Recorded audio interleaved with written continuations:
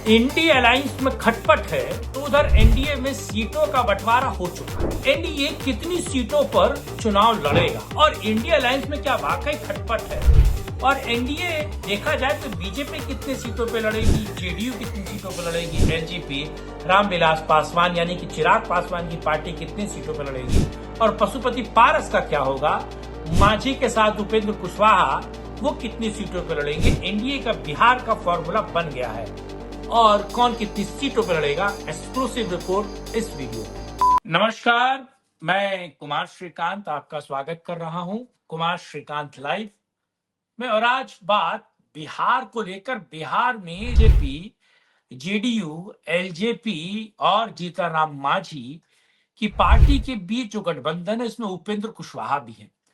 दरअसल उनके बीच सीटों का समझौता हो गया है। कौन कितनी सीटों पर लड़ेगा, कौन किस तरीके से लड़ेगा, ये सब कुछ क्लियर हो गया। आज मैं आपको बताने जा रहा हूं कि दरअसल देखा जाए तो जेडीयू क्या घाटे में जाएगी, क्या बीजेपी पिछली बार जितनी सीटों पर लड़ी थी उतनी सीटों पर लड़ेगी, क्या एलजेपी रामविलास पासवान यानी कि चिराग पासवान भी कुछ करेंगे, और जीतनराम मांझी और उपेंद्र कुशवाहा यानी कि बहुत बड़ा गठबंधन जो है वो बीजेपी और एनडीए के खाते में है। तो क्या इस बार नीतीश कुमार को मुख्यमंत्री के तौर पर बीजेपी प्रोजेक्ट करके कुछ गेम चेंज करने वाली है? इसके पीछे का एक डिफेक्टो फैक्टर अलग है। सीटों का बंटवारा एक तरीके से हो गया है। आज इसी मुद्दे पर आपसे बात करने वाला हूं।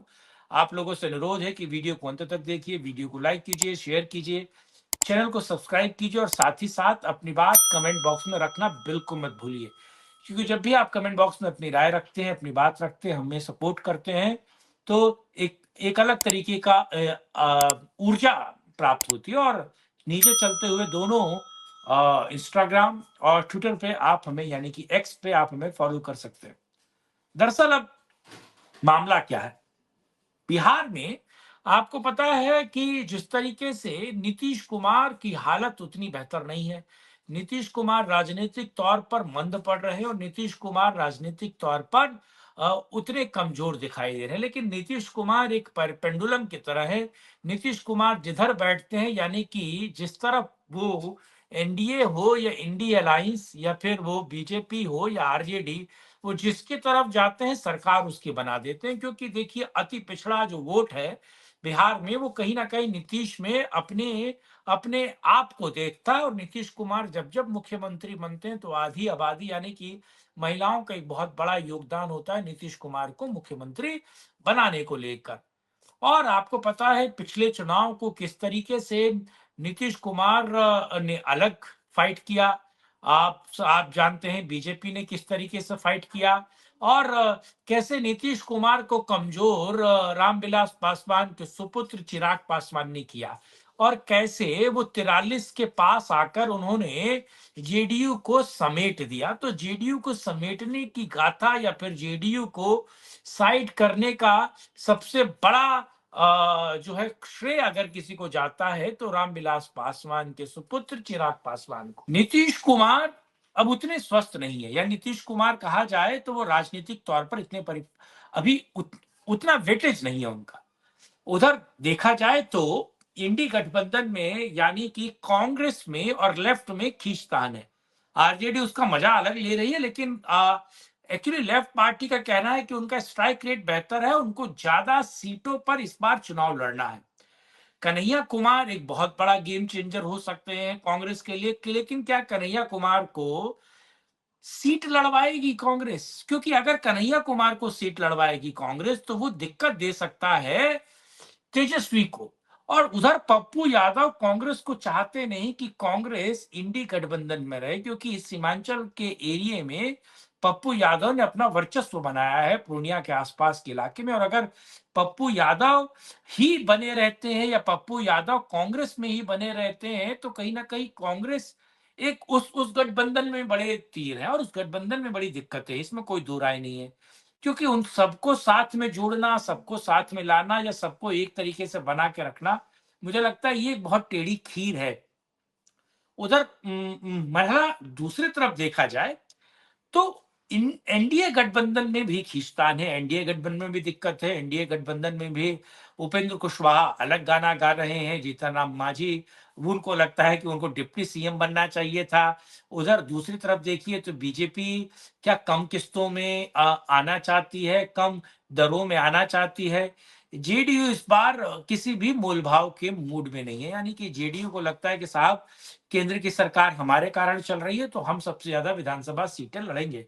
उधर मुझे ये बात समझ नहीं आती कि आखिर नीतीश कुमार कैसे बीजेपी को, हर एक राज्य में बीजेपी एक तरीके से अपने हिसाब से चलती है। हर एक राज्य में बीजेपी क्या करना है, कैसे करना है, किन शर्तों पे समझौता होगा और समझौता होगा भी कि नहीं होगा, ये बीजेपी तय करती है। और सीटों का गठबंधन भी बीजेपी तय करती है, सीटें कौन कितना लड़ेगा।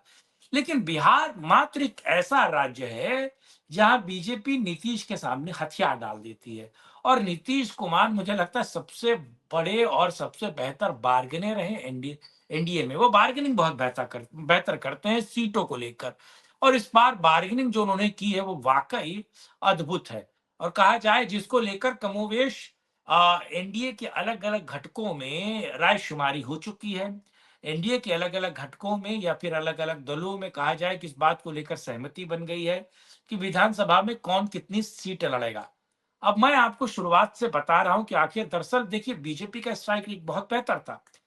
जेडीयू 43 पर आकर सिमट गई थी। और पिछली बार आपको पता है कि किस तरीके से रामविलास पासवान के बेटे ने चिराग को डेंट किया था। जीतनराम मांझी ने भी आपको पता है नीतीश कुमार को डेंट किया था। लेकिन इस बार डेंटिंग पेंटिंग वाली राजनीति बड़े पैमाने पर वहां हो नहीं रही है।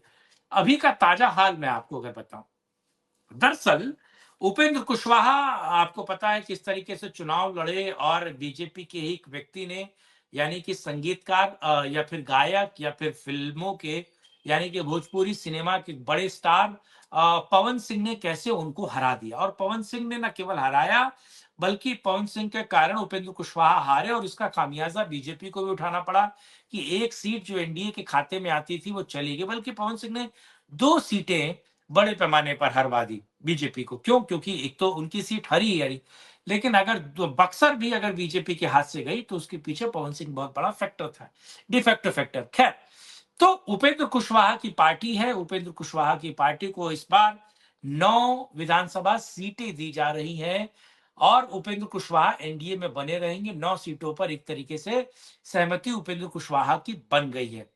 अब दूसरा अगर बड़ा दल देखा जाए एनडीए में, मतलब एक उपेंद्र कुशवाहा से, वो है जीतन राम मांझी। जीतन राम मांझी की जो हम पार्टी है, पूर्व मुख्यमंत्री रह चुके हैं, जेडीयू के नेता रहे हैं, दलित आते हैं गया का जो इलाका है, बौद्ध गया का इलाका, वहां पर इनका बहुत बड़ा माझी संप्रदाय से माझी उनकी जाति है और एक बहुत बड़ा वोट फैक्टर उनके साथ है, डिफेक्टो फैक्टर भी है। और वो बहुत बड़े पैमाने पर अगर देखा जाए तो अपने पुत्र को लॉन्च करने के चक्कर में है, सेंट्रल में मिनिस्टर भी हैं। और इस बार थोड़ा उनको घटती हुई दरों पर आना पड़ेगा और एक तरीके से कहा जाए कि इसके इनके बीच बातचीत हो रही है और एनडीए में उनको महज 7 सीटों पर इस बार संतोष करना पड़ सकता है। यानी कि उनको 7 सीटों पर टिकट एनडीए में मिलने जा रहा है और वो ज्यादातर बौद्ध गया और गया के आसपास की सीटें होंगी।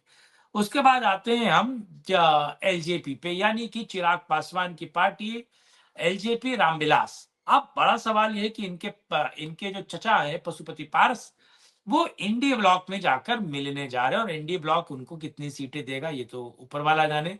लेकिन इंडी ब्लॉक के अलावा अगर एनडीए में अगर आप देखिए तो रामविलास पासवान एलजेपी यानी कि चिराग पासवान को तकरीबन 34 सीटें एनडीए में मिलने की उम्मीद है। और देखिए आपको पता है कि उपेंद्र कुशवाहा और जीतन राम मांझी को एनडीए में जो बीजेपी वो अपनी हिस्से की सीटें दे रहा है, आप ये सोचिए। और चिराग पासवान को सीधे तौर पर कहा जाए तो नीतीश कुमार अपने हिस्से की सीटें दे रहे हैं। तो 34 सीटों पर इस बार लोक विधानसभा चुनाव जो है वो नीतीश कुमार के साथ मिलकर, एनडीए के साथ मिलकर, आप सोचिए रामविलास पासवान यानी कि एलजेपी एलजेपी रामविलास पासवान लड़ेंगे। 34 सीटें। और आपको पता है वो सेंट्रल मिनिस्टर हैं, 5 लोकसभा सदस्य हैं और बेहतर उनका स्ट्राइक रेट रहा है, यानी कि चिराग पासवान का। अब आता हूं मैं जेडीयू पर, लेकिन जेडीयू से पहले बीजेपी बताता हूँ। बीजेपी बहुत बेहतर काम कर गई थी। बीजेपी के पास बहुत बेहतर आप सोचिए स्ट्राइक रेट है, लेकिन फिर भी बीजेपी इस बार पिछले से कम, यानी कि 94 सीटों पर बीजेपी इस बार चुनाव लड़ने जा रही है। आप ये सोचिए, बड़े पैमाने पर देखा जाए तो बीजेपी पिछली बार से कम विधानसभा सीटों पर लड़ रही है, क्योंकि अपने दो पार्टनर्स को, यानी कि उपेंद्र कुशवाहा को और जीतन मांझी को अपने हिस्से की सीटें बीजेपी दे रही है। और बीजेपी जानती है कि अगर स्ट्राइक रेट बेहतर रहा, 94 में से अगर वो 80 भी निकाल लेते हैं, तो वो बहुत बड़ी मेजर पार्टी एनडीए में बनकर आएंगे। उधर नीतीश कुमार की अगर बात करें, तो नीतीश कुमार अभी मोल भाव कर रहे हैं, बातचीत कर रहे हैं, लेकिन बड़े पैमाने पर जो बातचीत निकल कर आई है, या फिर कहा जाए कि एक तरीके से सबके बीच एक हामी अगर किसी चीज को लेकर बनी है, तो वो ये है कि जेडीयू जो है वो 97 सीटों पर चुनाव लड़ेगी। 97 सीटों पर जेडीयू और 94 पर बीजेपी, 37 पे एलजेपी और जो मांझी है जीतन मांझी वो 7 पर, और कहा जाए तो उपेंद्र कुशवाहा 9 पर।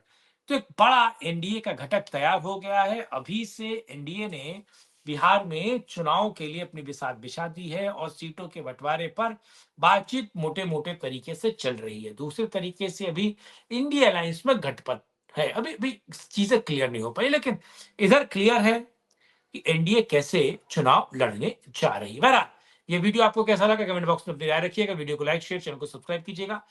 हम साथ जुड़े इस मुद्दे में बात की, उसके लिए बहुत धन्यवाद। कल फिर मिलेंगे राष्ट्र में एक और चर्चा। जय हिंद, जय भारत, वंदे मातरम, नमस्कार, जय श्री राम, जय जय श्री राम।